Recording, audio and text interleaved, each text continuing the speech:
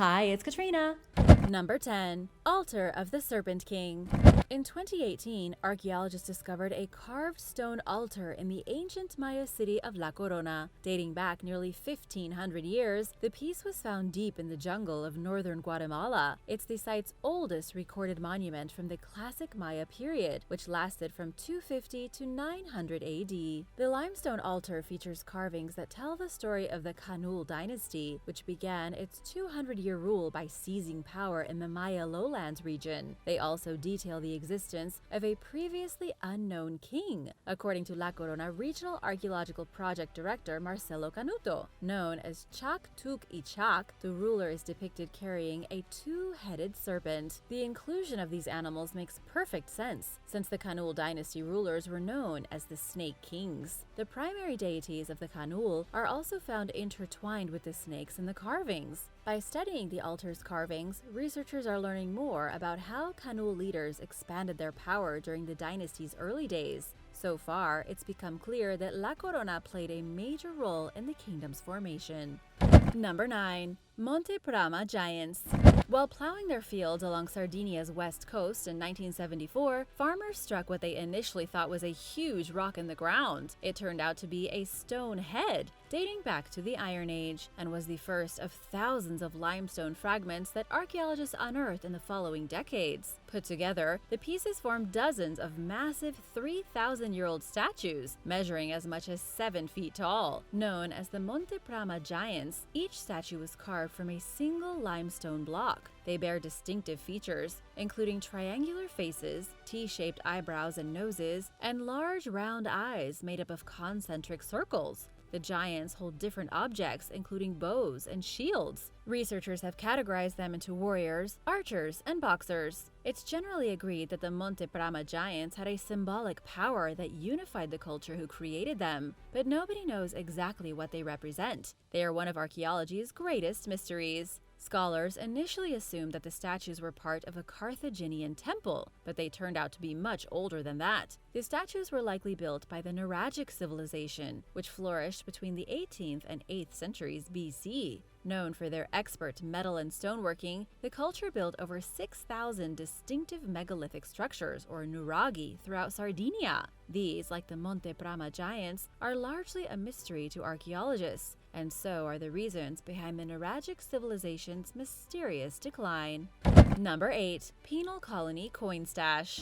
Located on the Australian island of Tasmania, Port Arthur was a 19th century penal colony that was known for housing the most hardened convicts. Prisoners were only sent here after they proved to be too difficult for staff to handle at more conventional penitentiaries. The rules of Port Arthur were extremely strict. Inmates lived in near constant solitary confinement and weren't allowed to interact with each other at all. They certainly weren't allowed to have money on them either, which is what makes this discovery so surprising. Archaeologists recently uncovered a stash of silver shillings beneath the prison's workshop, amounting roughly to the 1-week salary of an overseer. Project officer Silvana Sidzik told news outlets that while inmates were known to occasionally have coins, this was a substantial amount. The coins were found in the floor, where a prisoner likely hid them after stealing them from an officer. Whoever it was, they never made it back to the stash spot to retrieve the coins. This could have been because they fell under suspicion, or because they were transferred elsewhere for release, according to researcher Richard Tuffin.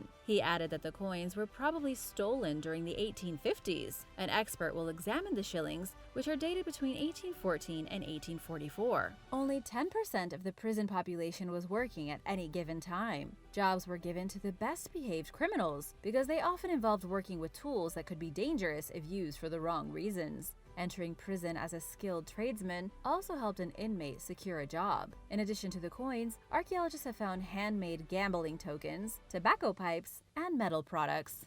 Number 7. Fraudulent Medieval Map. The Vinland map made news headlines in 1965 when Yale University announced the discovery of the supposed medieval rendering of North America. Scholars claimed that it was one of the oldest maps of the continent and cited it as evidence that Vikings reached the western Atlantic during the 15th century. But many experts questioned the Vinland map's authenticity from the get-go. Its origins could only be traced as far back as 1957, when an antiques collector bought it from an unknown European source. and its ink crumbles in a way that's never been seen with medieval ink. The map also seemed suspiciously accurate for the time period it was attributed to. In 1973, a group of researchers declared the map a forgery, but many still wanted to believe it was real, and the debate raged on until recently. Yale experts have finally declared with certainty that the Vinland map is a fake. During a recent study, they found that the ink contains a titanium compound that didn't appear in ink until the 1920s, ruling out the possibility that it was as old as researchers originally thought. It's especially important to solve mysteries like this, according to Raymond Clemens, curator at Yale's Rare Book Library. Speaking with news outlets, he pointed out that fraudulent artifacts like the Vinland map soak up a lot of intellectual airspace. Clemens further explained that whoever created the map was very skilled, as evidenced by its ability to fool and confuse many talented scholars over the years. The map will remain in Yale's collection, despite being a proven forgery. In fact, the story behind it is what makes it a fascinating artifact in its own right.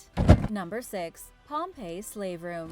The recent discovery of a bedroom shared by a slave family near Pompeii is shedding light on some of the harsher realities of life in ancient Rome. Found in the suburb of Civita Juliana, the cramped room contains 3 beds, a chamber pot, and a wooden chest filled with objects made from fabric and metal. There were no decorations on the wall, and the only natural light came in from a small window. A year ago, archaeologists found the remains of a master and slave in the same villa. These discoveries offer unprecedented insight into the precarious reality of people who seldom appear in historical sources. In the words of Pompeii Archaeological Park Director Gabriel Zuchtriegel, underneath the beds, the team found personal belongings including amphorae, which functioned as storage containers, and ceramic jugs. The beds were made from wood and rope, and one is child-sized. Zuchtriegel pointed out that while the items found in the room may not be considered treasures in a traditional sense, they are treasures because they convey the experience of ancient society's most marginalized members.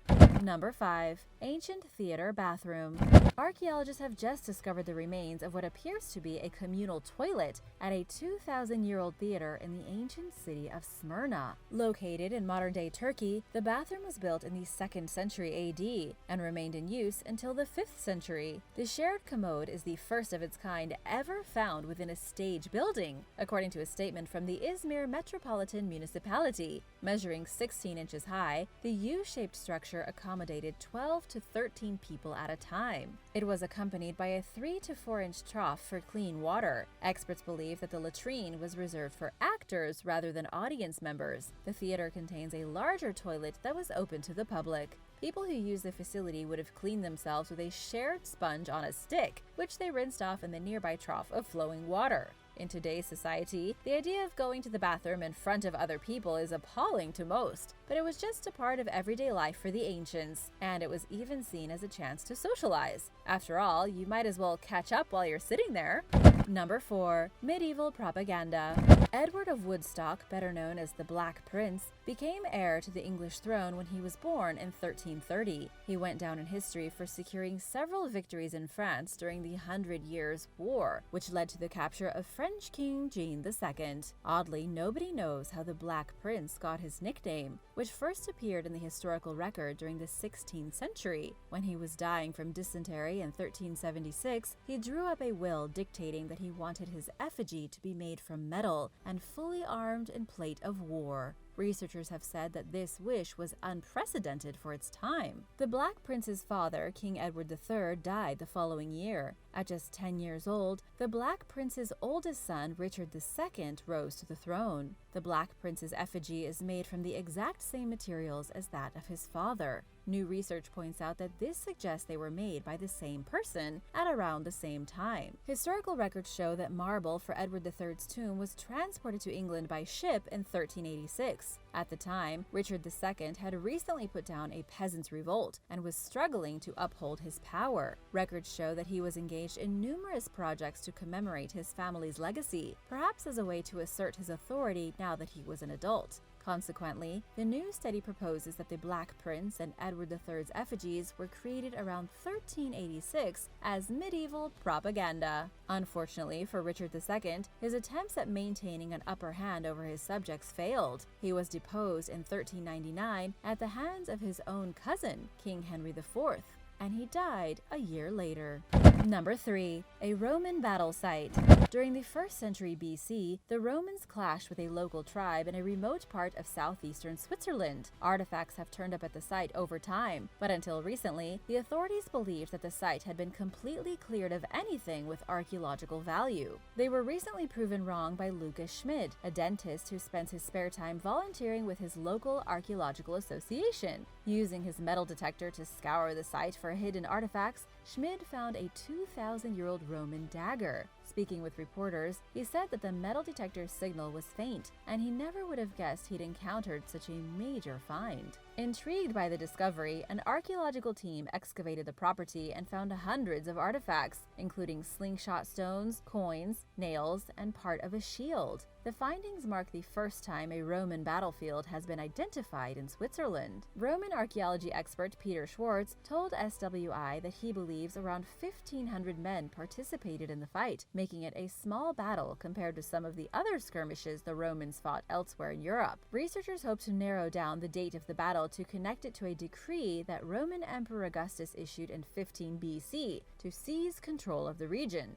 No grave sites have been found, so nobody yet knows how many soldiers died in the battle. Excavations are ongoing and will hopefully yield more information about what exactly happened at the site. Number 2. Oldest footprints in the Americas.